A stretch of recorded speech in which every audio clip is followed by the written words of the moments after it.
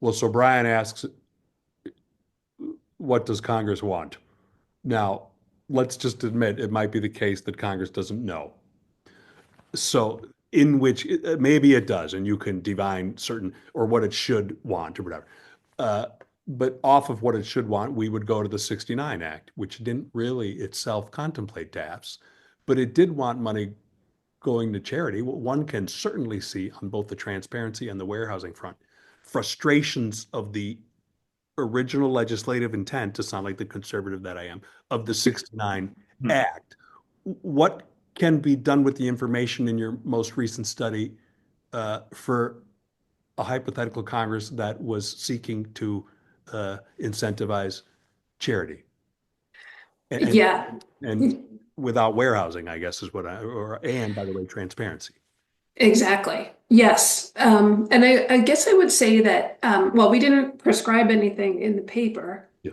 We would say that, or I would say, not speaking for Brian, the general idea is that instead of classifying donor advised fund sponsors by just by organizational type, we would look at classifying them by how they behave. So you could look at things like how they present themselves, like we did, and you could look at asset growth, you could look at payout, you could look at what kind of contributions they get. Like one of the things we looked at was DEF's getting a lot of complex non-cash assets that are hard to value, like cryptocurrency and artwork. And those things could lead to policy. Because one problem with setting good policy right now is that we're lumping donors, we're lumping sponsors together with a really broad brush, and their financial behavior might be very different and might warrant different approaches. For example, we might want to focus on sponsors that are telling us they're okay with less charitable throughput, for Yeah. example. Yeah. Brian, you have any law you want to Yeah. write? I mean, I guess the other side of this that I would say, and this might relate to some other work that Helen and I have done or are working on, there is a lot of focus on the payout speed for DAFs. But to your point, I think that there is a reason to step back and ask, like, what is the intent of the law? Private foundations are treated differently than public charities for a variety of reasons. And if DAFs are essentially allowing de facto private foundations without the baggage that comes with running a private foundation, then it can't seem like Congress's intent is fully fulfilled. And so the other parts that our data speaks to is these national sponsors, particularly the ones who are very donor benefit focused, get way more tax uh, extra tax beneficial donations. Yeah. And so those are tax expenditures for the government that would not have been to that scale if that money had been given to a private foundation. And so even comparing their payout rates as if they're identical to each other, giving to a public charity is much more tax subsidized than giving to a private foundation. And if they're behaving like private foundations, then that's the other piece that Congress Yeah. could look at. And I don't know the answer to it, but I think in many ways our research kind of keeps going to the if Congress's intent is to allow private foundations or allow people, donors to behave as if they run a private foundation without having to deal with all of the added requirements that private foundations have to deal with, then they're missing something there. Yeah. That's a workaround. It's a loophole, which in the past, sometimes Congress has wanted to plug loopholes. Yeah. Right. Okay. And it could be that they take the attitude of, it's generated charity that we didn't realize would be generated, and we're willing to live with that. But at least that explicit conversation needs to be had. Are we permitting donor advised fund sponsors to run de facto private foundations? And is that what we want? And like I said, it is a tax expenditure, but it might be that Congress is of the view that it's Willing to it's expend. leading to different sorts of giving. And, I think that's a conversation worth having at least. It does seem, doesn't it, as if anything that might be done to close a loophole or whatever on this front would have to rely on treating individual accounts uh, Right. in way X, Y, or Z. Would it be hard?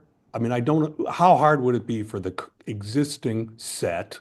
And I know there's too many and it'll vary, but how hard would it be for DAF sponsors to uh, do whatever it is that Congress might express be an intent to be done with individual account holders uh, in what I'll call now the DAF world. Seems like it'd be easy. They have all the numbers and could see how much account A gave away in year B or X. Uh, but isn't that where this is headed? Exactly. You just need a place for them to report it. And you wouldn't necessarily even have to identify it by name. You could identify it by account ID, Hmm. but even that would let you see, are there some accounts that aren't paying out anything at all? Are there some accounts that are paying out a lot that are kind of providing statistical cover? Hmm. So I don't obviously know all the ins and outs of how they report internally, but I would think that all you'd need would be a place to put that information on the form. Well, thank God we have an accountant on the. Yeah, so I mean to that I would say, the two things that cross my mind there, I if the sponsors do not have the capability of tracking this information at the fund level, they should already. That's an important accounting thing. They should already be able to do this. Perhaps their reluctance is it forces sponsors to do something different than what many of them do now, which is they defer to donors. They view their role as in supporting what the donors want to support. And the moment at which they become the police of payouts or the police of whatever aspect of what has to happen, they take much more ownership of what happens in those funds. And, there might be some who are active in different ways, but for the most part, they certainly, at least our data would be indicative of that as well. They certainly pitch themselves as we'll do the administrative work for you, we'll help you get the tax deduction, and we'll let you do what you want to do with the money. And, regulation at the fund level would change that. Yeah. How many DAF accounts, and I don't expect an answer, but how many people are able to pick their own money managers for their accounts? Hmm. I mean, is that interesting? Is that I bad? don't know. I don't know the answer to that question. Helen will know the answer to how many uh, DAF sponsors freaked out at the proposal. Yeah. You paid a lot I more think than it's you might have started with. Uh, 158, I think, but honestly, something what like we that. started with the question, and unfortunately, the data is just not available. We were interested in the question of uh, to what extent are these DAF sponsors deferring to donors' wishes on investment advice? Yeah. Because take any of these large national sponsors; these are enormous investment pools. Yeah. And they have a fiduciary responsibility to oversee those investment pools. And we were kind of curious to what extent is it a big managed investment pool versus a pile of locally managed funds that don't look that big and don't behave like big endowments. Yeah. Unfortunately, the data doesn't help us get at that question, but we were kind Right. of interested whether some of the sponsors are much more deferential on investment policies. And I think we have anecdotes, but I don't know an answer widespread, in part because just what if data is available. Yeah.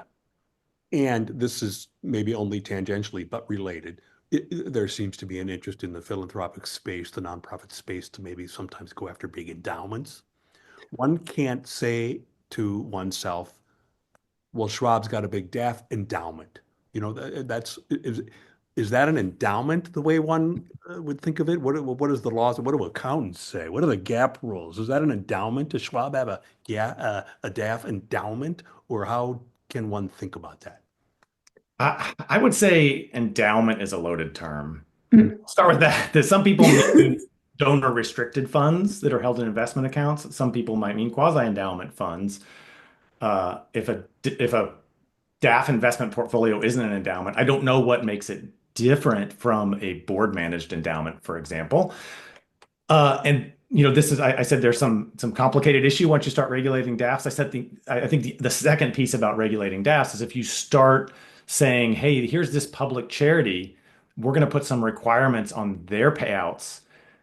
It does ask this question of what about other public charities that have large investment funds like endowments? And not to just change your question, but how you identify that becomes a really difficult thing. Just having an investment fund um, does that warrant extra regulation on payouts? Because if you're going to force it for DAF sponsors, you start asking the question of what about others being forced to pay out faster too? And so I don't want to make a slippery slope argument that you shouldn't regulate DAFs because it opens another can of worms.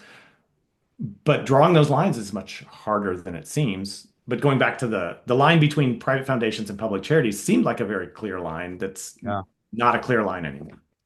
Yeah. Are the contemplated reforms, I guess, in the suppositions of the questions, are those statutory or regulatory? Is there fruit so low hanging here to pick that it could be changed by just regulation? I suppose you're going to think of what the IRS tried to do and it got the reaction, but just a statutory thing that would solve the problem, wouldn't it? A little easier, depending on what it said, I know, but This is a great question, and I will admit that I'm not the expert in this area, but in my opinion, to be really effective, it would have to be statutory first, and then it would have to be backed up by complementary and effective regulation, and that regulation would have to be enforced, and there'd have to be active oversight to make sure that regulation was working. And at this point, related to what you just said, at this point, I feel like almost anything is better than nothing. There have been recent attempts to make statutory reforms in the ACE Act. There have been recent attempts to make regulatory reforms in the IRS recommendations this winter. Both types of reforms have been fought hard by DAF sponsors and sometimes the financial industry that has a vested interest in the status quo. I would also say that we're not just dependent on federal level enforcement. There's also ways states can enforce rules about DAFs. Like there's been a recent settlement with the PayPal Giving Fund by a group of attorneys, state attorneys general, that could be a good model for how states can enforce rules about DAFs that operate in their state. mhm. I'll throw in one piece. I'll be the accountant here and say that, and I'm not one to speak to the regulatory versus statutory question, but I also think to the extent we don't know the extent of the concern. Like there are very serious theoretical concerns about abuses of DAFs. How extensive it is, we don't know. But this is the accountant part that certainly more could be done on the disclosure side. Sunlight can be a disinfectant on a lot of these things. If sponsors are required to disclose more information at the fund level, that might alleviate some of the concerns, either because, hey, the problem wasn't that big in the first place, or we know requiring people to disclose things gets people to change their behavior. And so requiring more public disclosure might be an intermediate angle. And I don't know if it's low-hanging fruit or not. It's for accountants, it's low-hanging fruit. We always think about ways that we can increase disclosure to fix problems. Yeah, I don't know if you'd hear about donor privacy, of course, right? You'd hear Right. about using the numbers and not the names, but okay, that would be it's a piece of fruit on the tree. And then you had this, I'll finish here maybe, unless you guys want to talk about something else that I haven't asked about. You had the great article about the politicized use of DAFs. Sometimes it's the case that the politicization of certain funding flows in the nonprofit sector gets attention of reformers. Might that occur in the DAF context? And if so, how, including on the basis of what you were finding in that previous piece of research? Right. I mean, it goes back to something Brian said earlier in the interview, is that we tend to focus a lot on DAF payout, but we don't focus a lot on the transparency issues regarding DAFs. And I think that Brian is right. I think it is a really important low-hanging fruit to focus on DAF transparency. I think we could learn a lot from if we knew about grants and payout on the individual account level for donor advised funds. It would answer a lot of the questions we have about how much are these DAFs being warehouses, how much are they moving money? Is it a small set of the accounts that are sort of behaving badly, or is it a big range of them? So I guess I don't really have a good answer, but that's what I would say. Well, and there are instances where private foundations open DAF accounts. Yes, at Institute for Policy Studies, we found $3 billion last year going from private foundations to donor advised funds. And this was one thing we talked about in Brian and my paper about this topic, is that private foundations can use grants to DAFs to meet their payout requirement.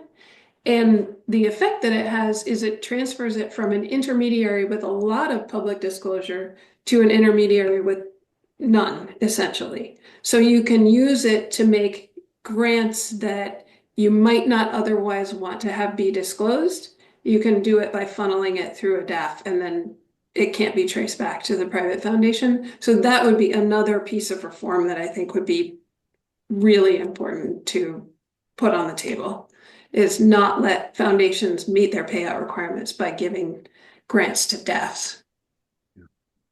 Yeah, and to think about just the transparency thing in general. I think, this particular study that we started with probably doesn't speak to that, but as Helen noted, our paper about DAF funding of controversial causes or political organizations or organizations affiliated with political organizations, perhaps statistically speaking, the strongest result there is that when donor advised funds sponsors get a lot more money from private foundations, a lot more money that is going towards more controversial causes. Which is not to say that private foundations are all about funding controversial causes, but it does speak to this question of private foundations are required to disclose where the money's coming from and where the money's going. And so if Congress's idea was we want the public to know what private foundations are funding, certainly the circumstance we're in today is private foundations are telling you about the sources that they're funding that they want you to know about. If they don't want you to know where the money's going, they can funnel it through a DAF, and it's lost at that point from the public view. We can't follow the money. And so it kind of goes back to this question of, is that the intent? And if it's not the intent, maybe something should be done on that front. And I've said, if that's the intent, because there is this donor privacy point, which you raised as well. Some people might say, well, actually, private foundation donors deserve a lot of privacy.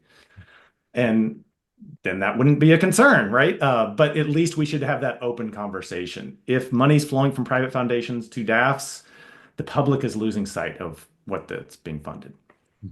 So if it's okay with you guys, why don't we end it there after I thank you for doing this with us today? Thank you so much. Thank you.